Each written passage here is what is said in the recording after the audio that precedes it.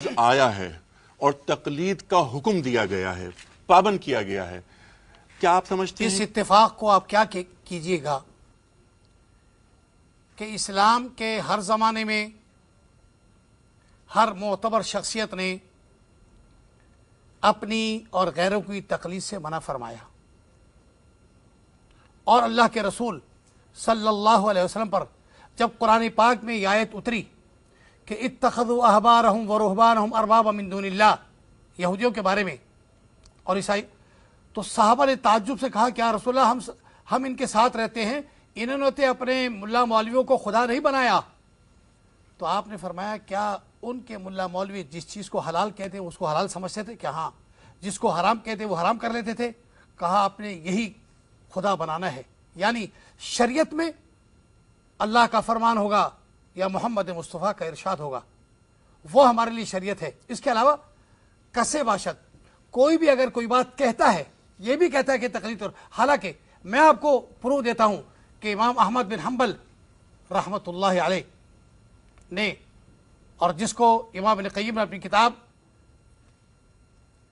اعلام الموقعین میں اور ایقاظ الہمم والابصار میں، اور امام ابن عبد البر نے جامع البیان والعلم میں اس قول کو نقل کیا ہے کہ انہوں نے فرمایا لا تقلدنی ولا تقلدن مالکا ولا الشافعیہ ولا الاوزاعیہ انما ہم خذوا حیث ما اخذوا، کسی کی تقلید نہ کرنا، انہوں نے جہاں سے علم کی معرفت حاصل کی ہے، یعنی اللہ کی کتاب اور رسول کی سنت، وہی سے تم بھی حاصل کرنا۔ بات یہ ہے کہ اس کو اتباع کہا جاتا ہے، تقلید نہیں کہا جاتا۔ تقلید تو ہے ہی وہ چیز کہ جو بغیر دلیل اور بغیر سمجھے کسی کی پیروی کی جائے، پیچھے لگا جائے، اس کو تقلید کہا ہے۔ اور انسانی عقل، علم و دانش کی راہیں، اور علامہ اقبال شاعر مشرق نے کیا اچھی بات کہی تھی کہ ہے فقط توحید و سنت امن و راحت کا طریق، فطرہ جنگ و جدال تقلید سے پیدا نہ کر۔ آج جو صورتحال ہے مسلمانوں کی کہ کوئی کسی کا مقلد ہے، کوئی کسی کا مقلد ہے، جس کے نتیجے میں امت بٹی ہوئی ہے، جبکہ ہمیں حکم کیا گیا ہے کہ وَاعْتَصِمُوا بِحَبْلِ اللَّهِ جَمِيعًا وَلَا تَفَرَّقُوا۔ اتفاق اللہ کی کتاب کو مکمل تسلیم کرنے اور محمد رسول اللہ کو مکمل رہبر ماننے میں ہے۔ کسی اور کی بات معیار پر، میزان پر رکھی جائے گی، اگر وہ صحیح ہے تو ہمارے سراخوں پر، اگر نہیں ہے تو دیوار پر۔ اور یہی بات امام حنیفہ رحمۃ اللہ علیہ، امام اعظم، امام شافعی رحمۃ اللہ علیہ، امام مالک رحمۃ اللہ، تمام ائمہ نے اس بات کو دہرایا کہ اترکوا قولی بخبر رسول اللہ صلی اللہ علیہ وسلم۔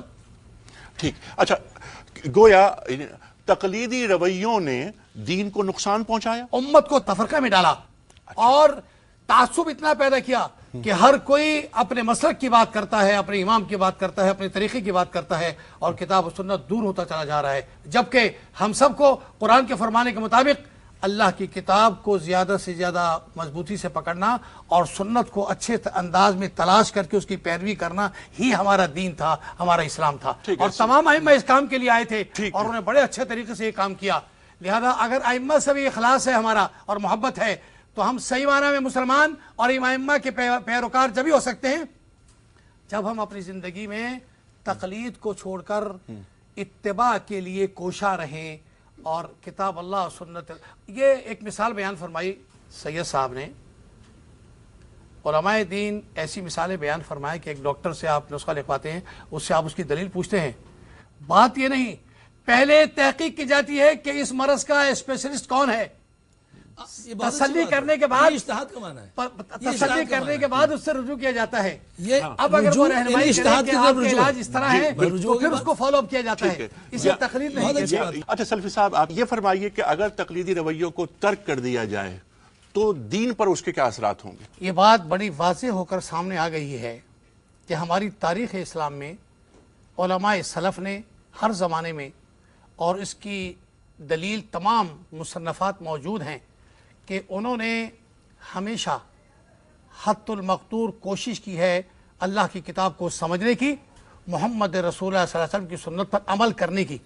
یہ تاریخ ہے، یہ تاریخ ہے، لمحہ موجود میں ہم چونکہ قرآن سے دور ہو گئے सुन्नत को भुला दिया और नामों और लेबलों को अपना दीन समझ लिया और आंखें बंद करके तकलीद करना शुरू कर दी, आज उसका नतीजा है कि उम्मत बंटवारे में फटी हुई है। ठीक है। हर मुसलमान की ये कोशिश होनी चाहिए कि अल्लाह ने जितनी उसको अकल और इल्म अता किया है, और ये कुरान की आयत है कि फत्तकुल्लाह मस्ततातुम, हद्दुल मक़दूर कोशिश करो दीन पर चलने की और रहनुमाई लेने की।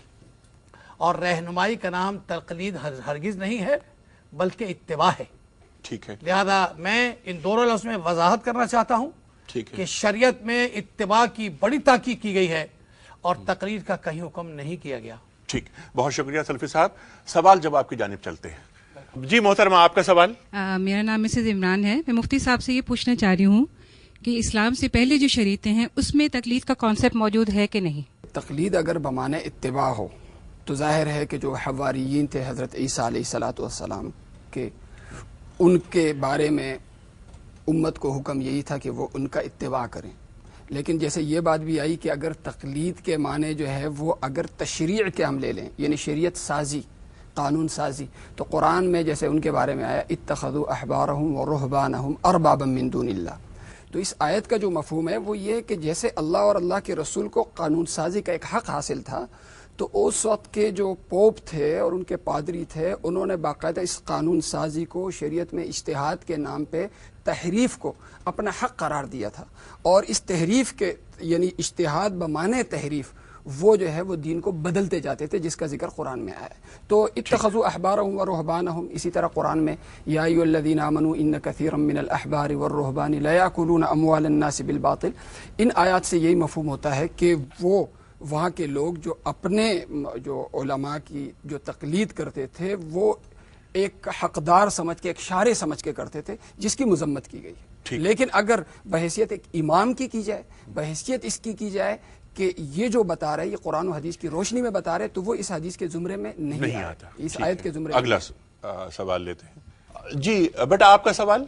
मेरा नाम सारा फैसल है और मैं सवाल मुफ्ती साहब ही से करना चाहूँगी कि जैसे कि अभी फरमाया था इन्होंने कि तकलीद ज़रूरी है क्योंकि ये कुरान में है, तो मैं इनसे यही सवाल करना चाहूँगी, जो चीज़ कुरान में है और जो चीज़ अल्लाह ताला ने कह दी और हुज़ूर पाक सल्लल्लाहु अलैहि वसल्लम ने फरमा दी, वो हम पर फ़र्ज़ है। अगर वो हम नहीं करते तो वो गुनाह है हम पे, लेकिन ये जो उन्होंने फरमा दिया वो हम पे फ़र्ज़ है, और अगर अब हम उनकी पैरवी करते तो ये तकलीद तो नहीं कहलाई जाएगी। अच्छा, क्योंकि ये फ़र्ज़ हो जाता है। फिर तकलीद का लफ्ज़ कुरान में नहीं आया है और अहादीस में भी नहीं है, ये लफ्ज़ नहीं है, लेकिन माना मौजूद है। जैसे तरावी का लफ्ज़ है, तरावी का लफ्ज़ कुरान और हदीस के अंदर कहीं मौजूद नहीं है। इसका ये मतलब नहीं कि तरावी का सिरे से वजूद नहीं है। तो हदीस के अंदर जो जिक्र है वो क़ियामुल लैल का है, तरावी का लफ्ज़ नहीं है। तो एक इस्तिलाह मुकर्रर कर दी जाती है, ज़रूरी नहीं है कि वो उस लफ्ज़ के लुग़वी माने पे मुंतबिक़ हो। हमेशा एक उसूल होता है, फ़िक़ह का एक उसूल है कि जब लुग़त और उर्फ़ का तक़ाबुल हो जाए तो माने उर्फ़ी को तरजीह होती है।